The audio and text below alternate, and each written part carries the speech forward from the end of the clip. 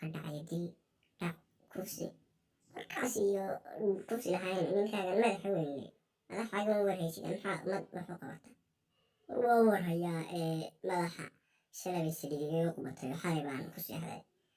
war qubatay nin ilaahay warkaana sheega warba ma ku fadhnaa insaana siina war fadhfadh naga waxna lama siiyey bishii kasta bishay ka dambaysaa lama siinayaa baa la dhahaayo nebigay ka tahay war in adeer xaggaad aniga war baashi ma ku yaa meeshanaad iskaga tabaniyo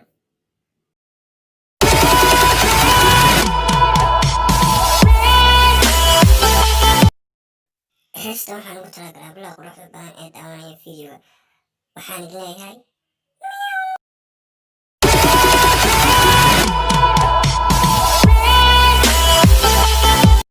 cununkanaha dhibanayo walaalcanabe ilaahay khayraku siigu soo dhejisarad war gal farqiga xilliga ciyaalka waa soconayaan adna waa gurguranaysa xilliga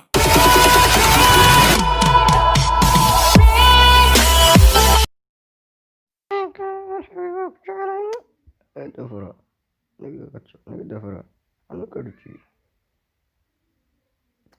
ka daran dhaloy anaa ku jecel garacad yahay uf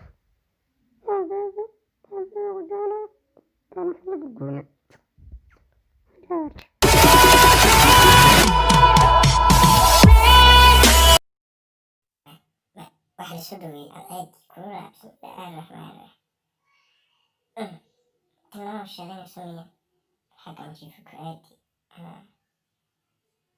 aan haddaba liyo bilowaad ku dhibayna anta waa cilmiga baashis haa wallaahi waa macaan iga xig tuugada ayaamaha soo wadatay macnaha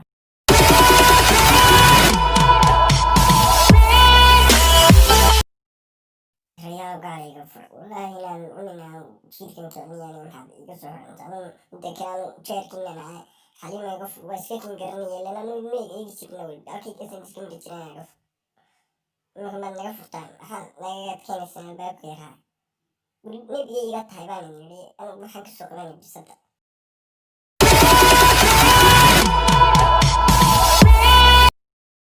waxaan ku jeclahay inaan gacanteesa saraa awooyadii